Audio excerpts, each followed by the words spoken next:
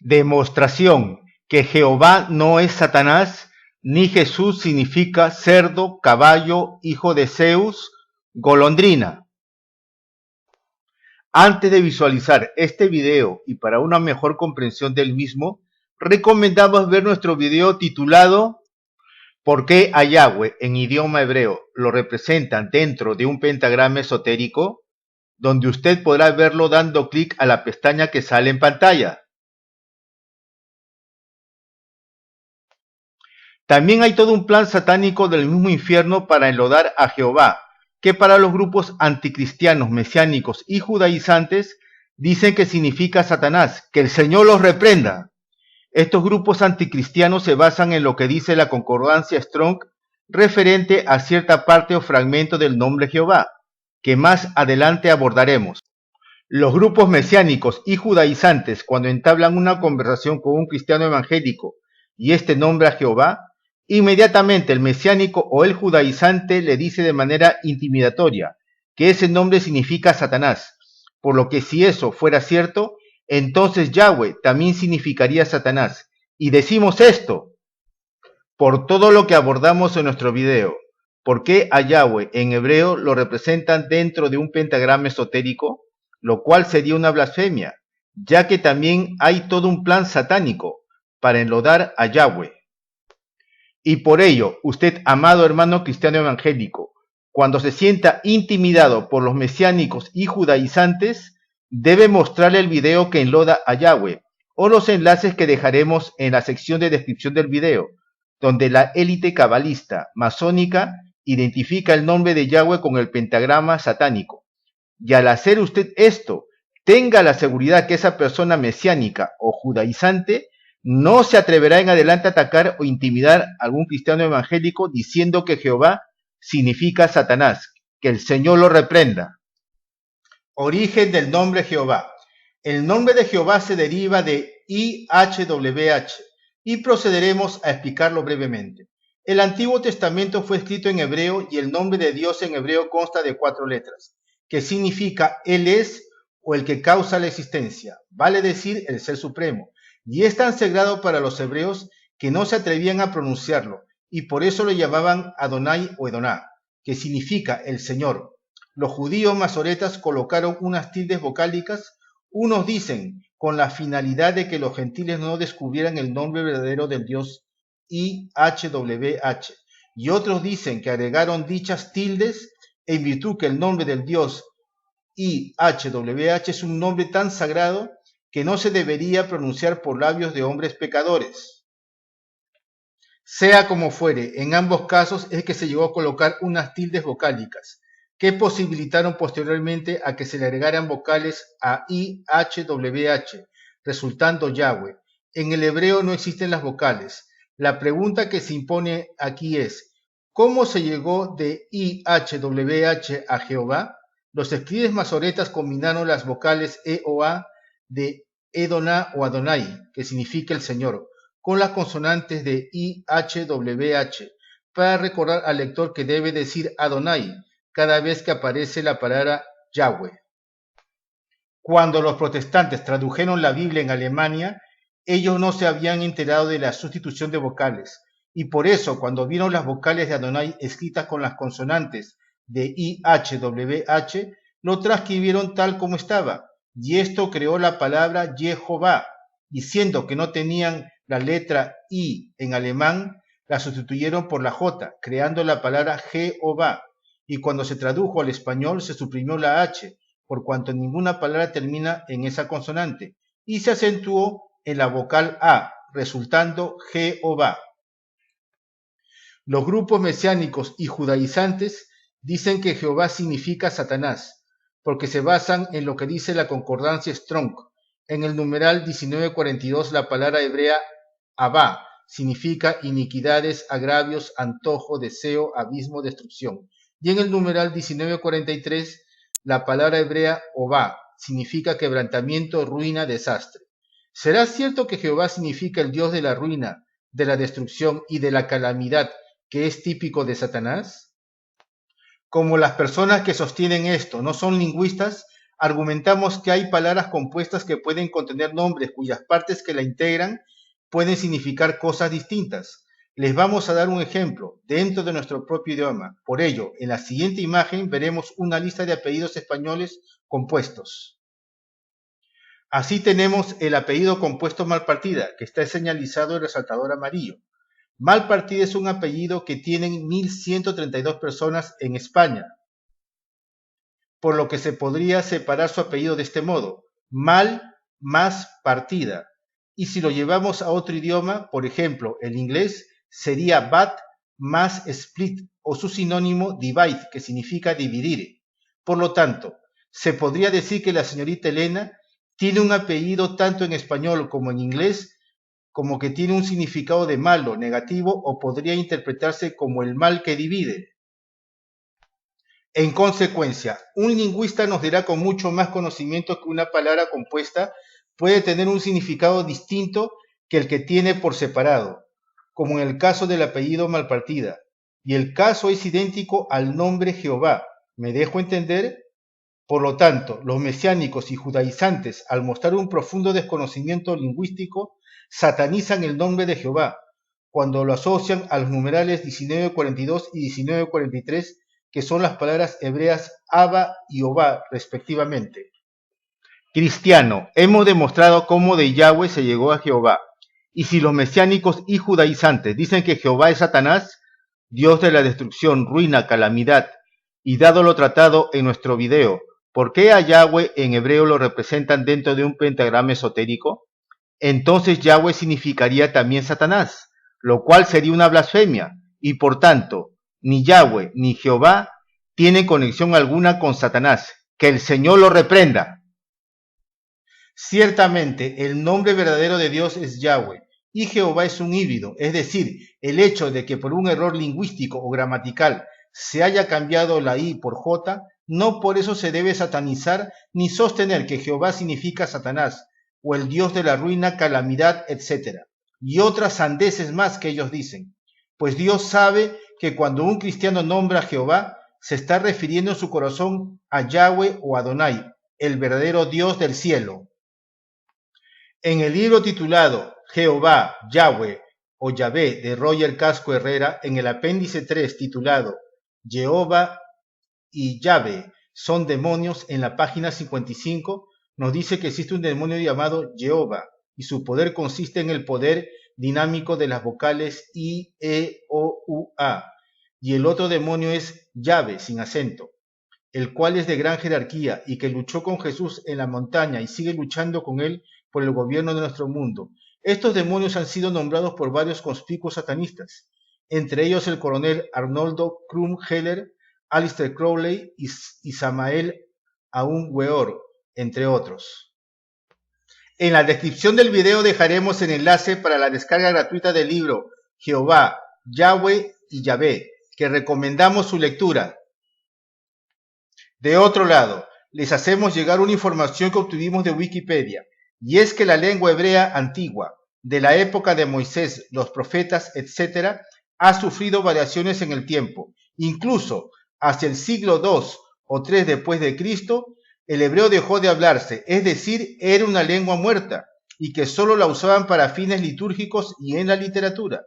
Y desde esa época hasta fines del siglo XIX, era una lengua muerta.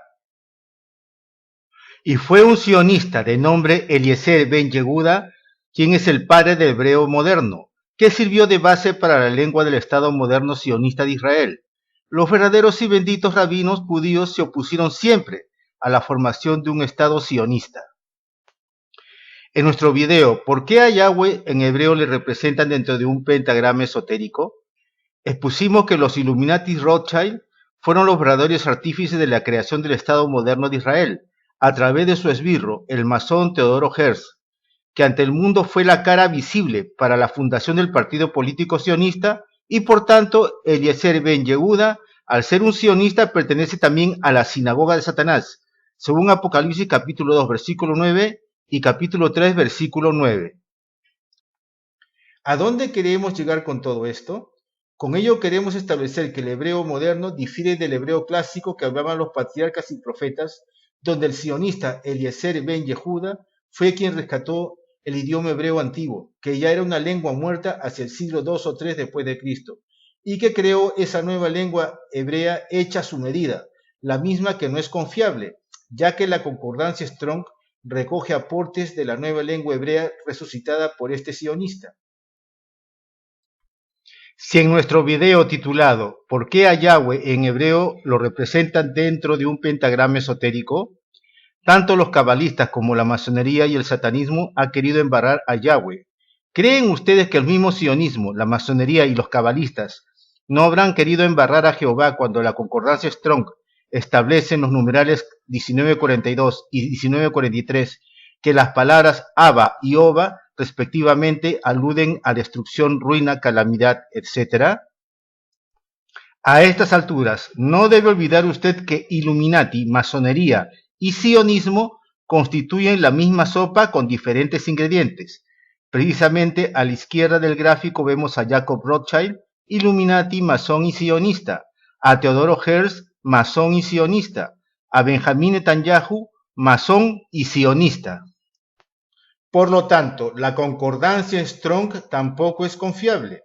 Observe usted que en la portada de la concordancia Strong aparece el nombre de la editorial Caribe, con el símbolo satánico masónico Illuminati del ojo que todo lo ve, o sea, el ojo de Satanás. Compare con el ojo que todo lo ve de las dos imágenes de la derecha.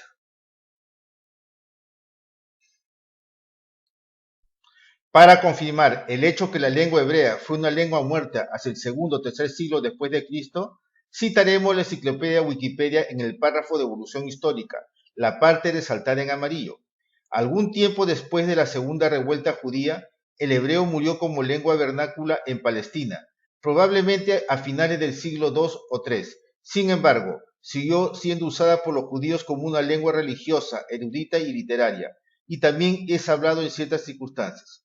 Fue revivida como vernácula solo a finales del siglo XIX y hoy es la lengua viva del Estado de Israel.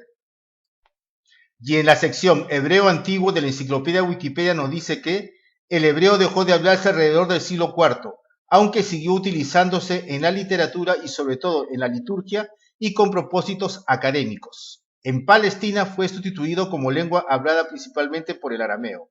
En cuanto a la diáspora judía, sus lenguas comunes han sido históricamente sobre todo dos: el yiddish entre los judíos llamados askenazis, centro y este de Europa, y el ladino o judeo español entre los llamados sefardíes, procedentes de la península ibérica.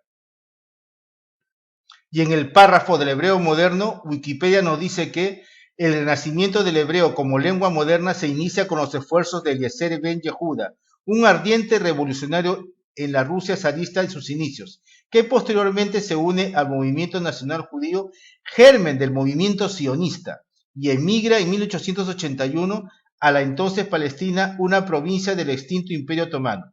Motivado por los ideales de renovación y rechazo del estilo de vida judío de la diáspora que lo rodeaban, Ben Yehuda se dedica a desarrollar un nuevo lenguaje que los israelitas pudieran utilizar para la comunicación diaria.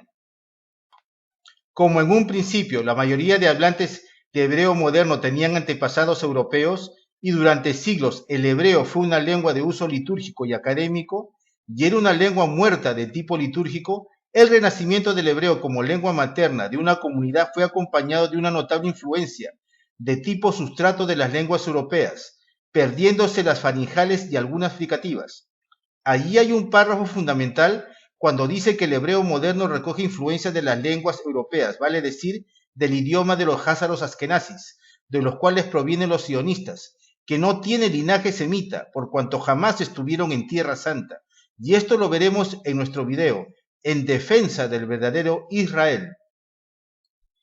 Conspiración contra Jesús. Los mesiánicos y los judaizantes, al hablar de Yeshua, que es el nombre en hebreo del Señor Jesús, sostienen que los nombres propios no se pueden traducir, porque existe no hace mucho tiempo una regla internacional que los nombres propios no se traducen, especialmente para aquellas lenguas con grafías homogéneas, como el inglés, donde Jesús se pronuncia como Jesus, en español Jesús, francés Jésus, en portugués Jesús.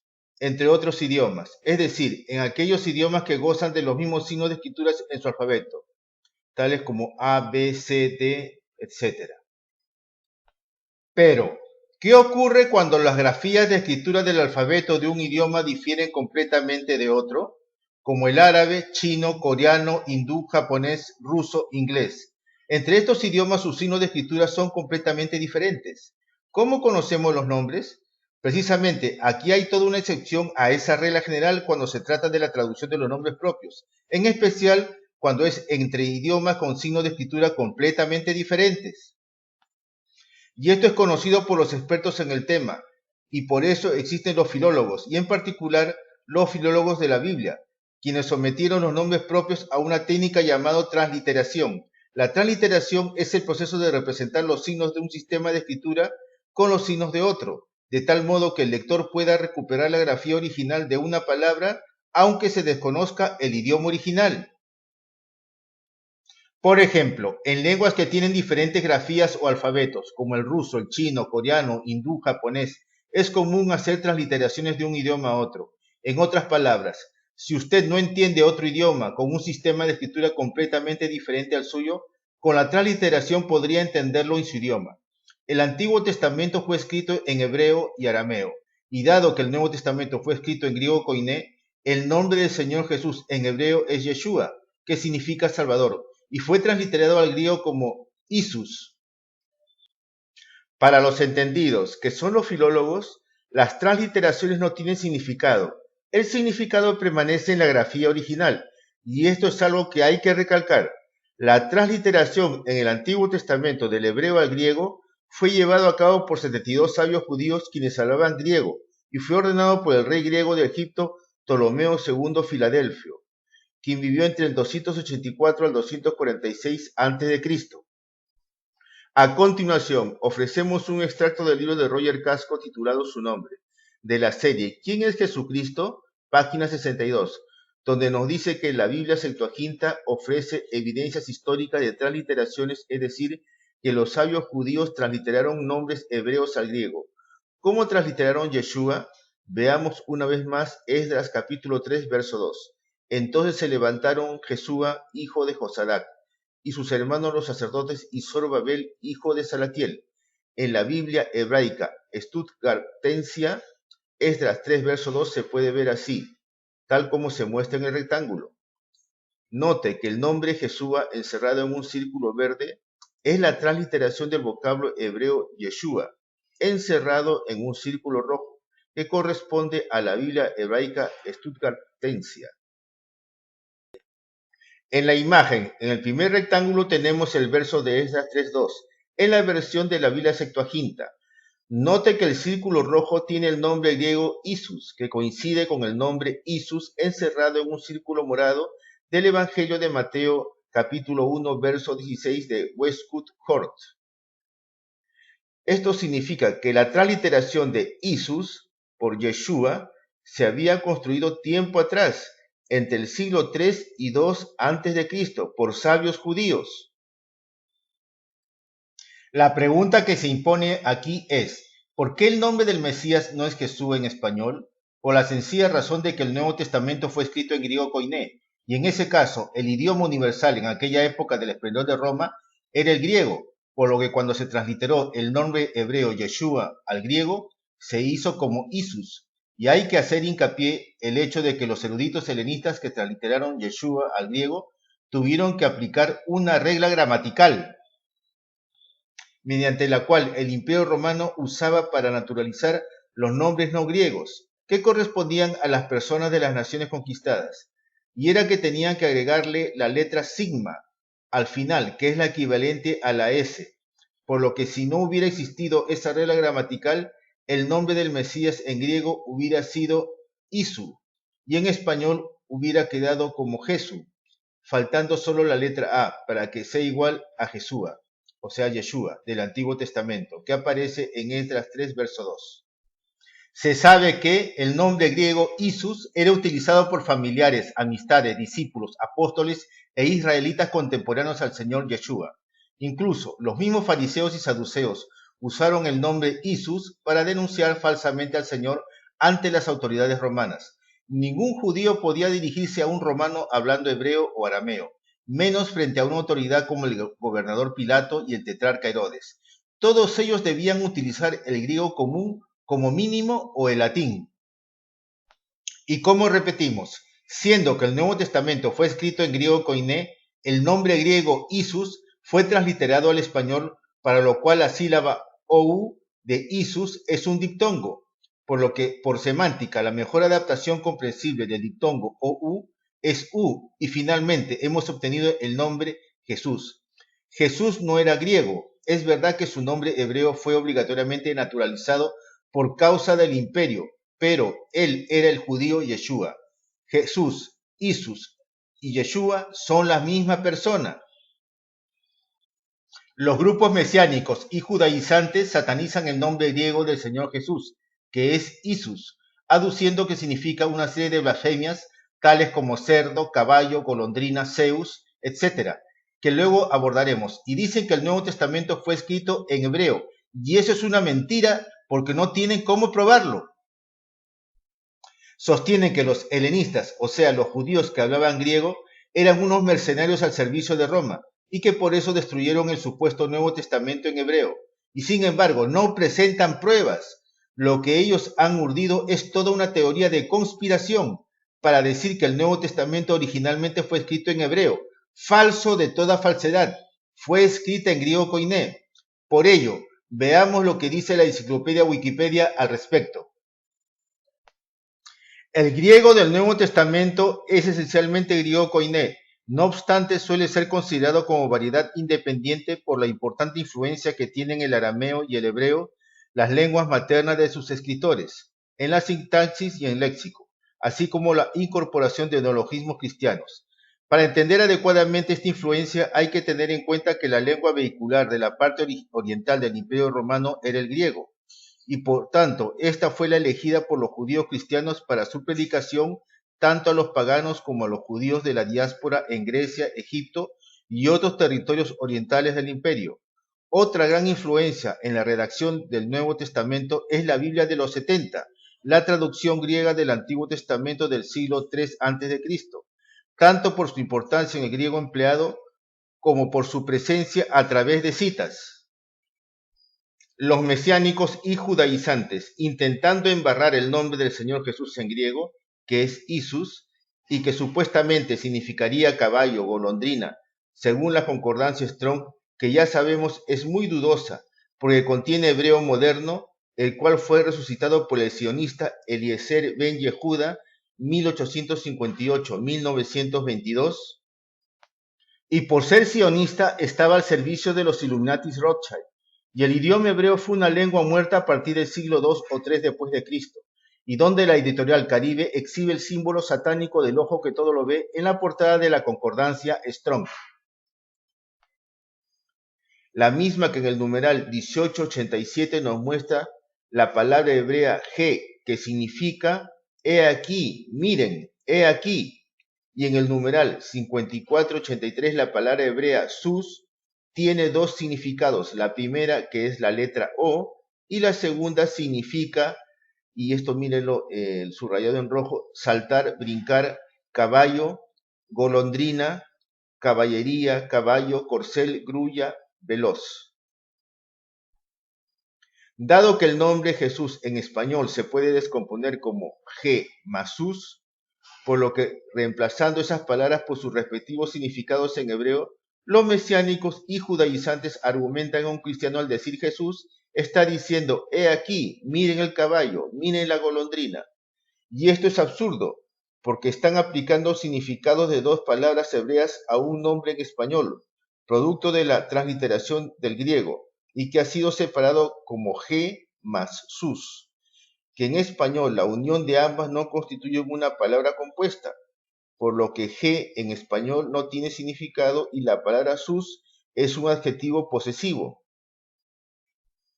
Del mismo modo, si en el idioma hebreo juntamos como si fuera una palabra compuesta los dos vocablos, quedaría así, tal como está en la imagen.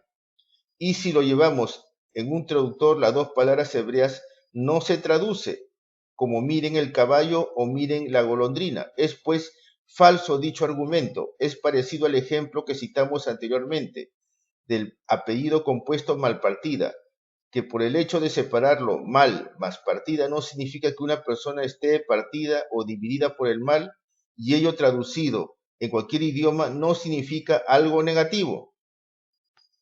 En el latín, Jesús se escribe como Jesús, por lo que los mesiánicos y judaizantes lo separan ye más sus, por lo que el diccionario en latín, el vocablo ye significa este es, y el vocablo sus significa, según vemos el diccionario resaltado en amarillo, el puerco y la puerca, jabalí, un pescado, tocino seco, un marrano. Por lo tanto, para estos blasfemos, Jesús significa este cerdo o puerco.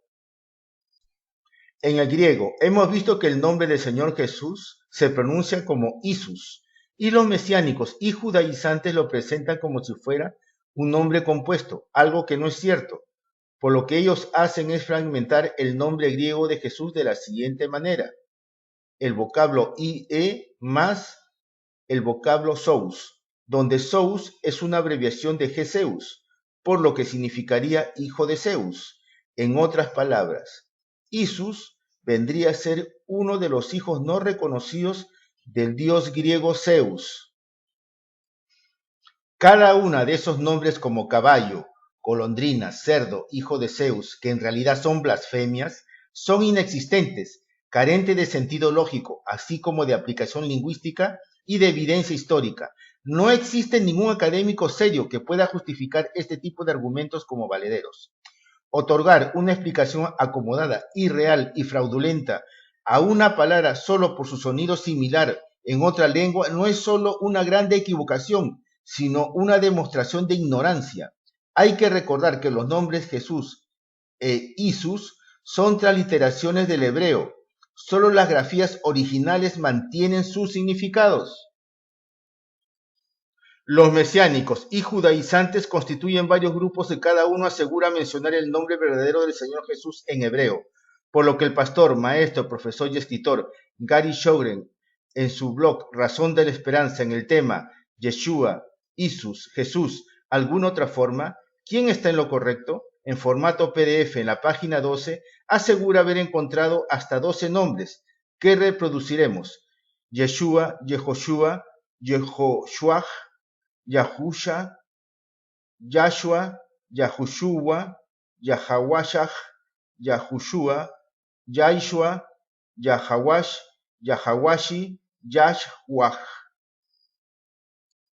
Y como los mesiánicos y judaizantes dicen a los cristianos que no pronunciamos el nombre correcto del Señor Jesús en hebreo y por lo tanto no podemos ser salvos, sin embargo, entre ellos ni se ponen de acuerdo, ya que hemos visto que cada grupo asegura pronunciar el nombre verdadero del Señor Jesús en hebreo, y según la lógica, solo un grupo de ellos sería salvo, y el resto de mesiánicos y judaizantes irían al infierno. Y la verdad que esto es muy típico de las sectas. En la sección de descripción del video dejaremos el enlace de un libro que se puede descargar gratuitamente de internet, del pastor Roger Casco Herrera, titulado Su nombre, de la serie ¿Quién es Jesucristo?, donde se habla de los nombres Jesús y Yeshua, y también tiene un anexo el número 2 titulado Dios, Jehová, Yahvé o Yahweh. Adicionalmente, también dejaremos el enlace titulado Razón de la Esperanza, Yeshua, Isus, Jesús, ¿alguna otra forma? ¿Quién está en lo correcto?, del pastor, maestro, profesor y escritor Gary Shogren, que les serán de mucha utilidad. De otro lado, si los mesiánicos y judaizantes sostienen que los nombres de Jehová y Jesús son blasfemos, ¿cómo se explica que nosotros que mencionamos a Jehová y al Señor Jesús seamos los verdaderos autores de un video publicado en YouTube el 24 de abril de 2018, titulado Ni Moisés ni Elías serán los dos testigos de Apocalipsis 11, donde también mencionamos que Enoc tampoco lo será? Y con fecha posterior, el 22 de septiembre de 2018, el mesiánico judaizante Javier Palacios Celorio publica en YouTube el video Alerta Máxima, los dos testigos, tal como aparece en la imagen, y donde también sostiene que no serán Moisés, Elías o Enoc los dos testigos de Apocalipsis 11, para lo cual nombra las mismas citas bíblicas que nosotros usamos, con la única diferencia que hay un pasaje bíblico que él no toma de nuestro estudio y que es Juan 3:13. De otro lado, nosotros en nuestro video titulado Ni Moisés ni Elías serán los dos testigos de Apocalipsis 11, también fijamos como fecha referencial o aproximada que de ninguna manera significaba establecer una fecha exacta para la segunda venida de Cristo, por lo que sostuvimos que el Señor Jesús podría regresar entre los años 2018 al 2028, donde tomamos como base la fecha del brote de la higuera Israel en mayo de 1948, y citando Salmos capítulo 90, verso 10, que constituye el tiempo que dura una generación, que es entre 70 y 80 años, donde fijamos como máximo el inicio de la semana 70 en el año 2021. Sin embargo, el mesiánico judaizante Javier Palacios Celorio, el 23 de octubre del 2019, publica en YouTube su video Se acerca la mitad de la semana 70, según podemos observar en la imagen, donde también cita Salmos capítulo 90, verso 10, lo cual da como resultado el mismo rango de tiempo 2021 a 2028 para la venida del Señor Jesús. Pero hace una modificación a su antojo, por lo que anuncia a modo de profecía que actualmente estamos en la primera parte de la semana 70 de Daniel, que son 3 años y medio, sosteniendo que el anticristo logrará detener la Tercera Guerra Mundial, momento en que se daría inicio a la gran tribulación, o sea, los 3 años y medio restantes. Si usted va a YouTube y mira ambos videos del mesiánico judaizante Javier Palacios Celorio que hemos citado, se dará cuenta que los comentarios los tiene desactivados, algo que no ocurre en nuestro video acerca de los dos testigos de Apocalipsis 11, lo cual de por sí es bastante sintomático.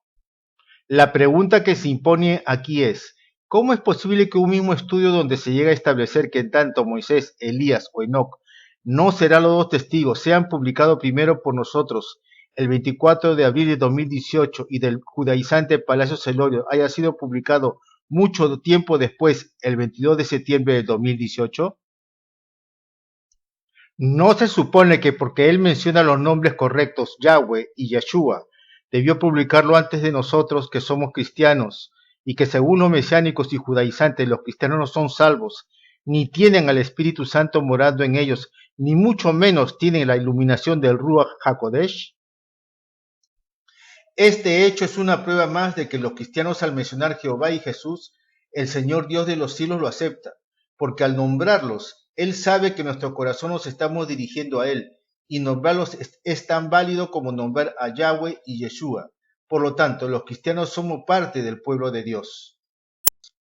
Ahora, vamos a exponer en un cuadro comparativo las citas bíblicas que nosotros hemos expuesto en nuestros dos videos de los dos testigos y las citas bíblicas que en común expone el mesiánico judaizante Javier Palacios Celorio para que cada quien saque sus propias conclusiones.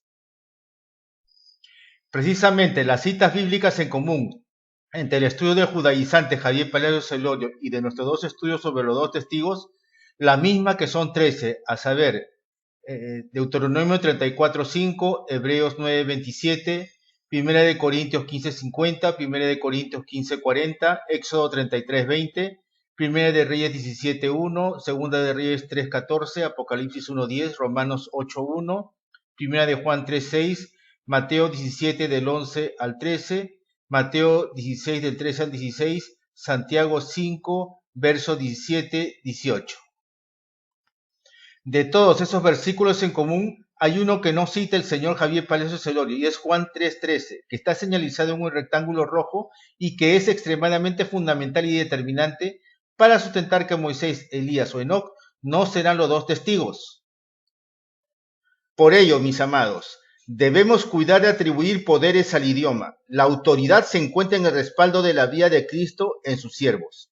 Les contamos que nosotros hemos echado demonios en el nombre de Jesús, y este nombre es tan válido y funciona como Yeshua.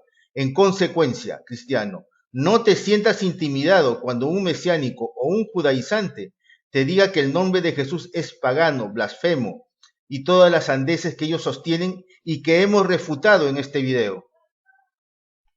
Volviendo al tema de la cronología que nosotros determinamos a modo de fecha referencial o aproximada, para la segunda venida de Cristo entre los años 2018 al 2028, donde dejábamos establecido que la semana 70 de Daniel empezaba como máximo el año 2021, donde el anticristo debería confirmar el pacto de paz de Israel con los muchos, o sea, con sus enemigos, tal como dice Daniel capítulo 9, verso 27, cosa que no ocurrió y que algunos cristianos tomaron nuestro cálculo y publicaron en YouTube y también erraron, incluyendo el reconocido predicador y conferencista Armando Alducín. Al respecto, tenemos que decir que nosotros, antes de llegar al año 2021, fecha en que debió iniciarse la semana 70 de Daniel, escudriñamos bien Daniel capítulo 9, verso 24, que dice que 70 semanas están determinadas para Israel y la santa ciudad Jerusalén, y como en el año 1948 a Israel no le fue dado Jerusalén este, donde están los lugares santos, sino que recién dicho territorio Israel lo conquistó en la Guerra de los 6 Días en el año de 1967 de manos de Jordania. Por lo tanto, la guerra Israel no podía brotar el año 1948, sino en 1967, para que de esa manera pueda armonizar con Daniel capítulo 9, verso 24. Razón por la cual nosotros con fechas 8 y 15 de febrero del 2020 respectivamente publicamos en YouTube 2 videos, a saber, la guerra Israel florece en 1948 o en 1967, y el arrebatamiento y la segunda venida de Cristo, 2 eventos distintos, donde establecimos que la fecha para el florecimiento o brote de la higuera sería el año 1967. Por lo que aplicando Salmos capítulo 90, verso 10, lo que dura una generación que oscila entre 70 y 80 años, se podría determinar que el retorno probable de Jesucristo por segunda vez estaría entre los años 2038 al 2048, y el anticristo podría hacerse conocido a nivel mundial confirmando el pacto de paz de Israel con los muchos, o sea, con sus enemigos, entre los años 2030 al 2040, que se obtiene restando 7 años que dura la semana 70 de Daniel a los años 2038 y 2048 respectivamente, donde podría regresar Jesucristo. Y precisamente la ONU ha establecido el año 2030 como la fecha del gran reseteo, el gran reinicio, conocido también como el establecimiento del nuevo orden mundial. Sin embargo, los tiempos del hombre no son los tiempos de Dios, y no necesariamente el nuevo orden mundial podría empezar el año 2030.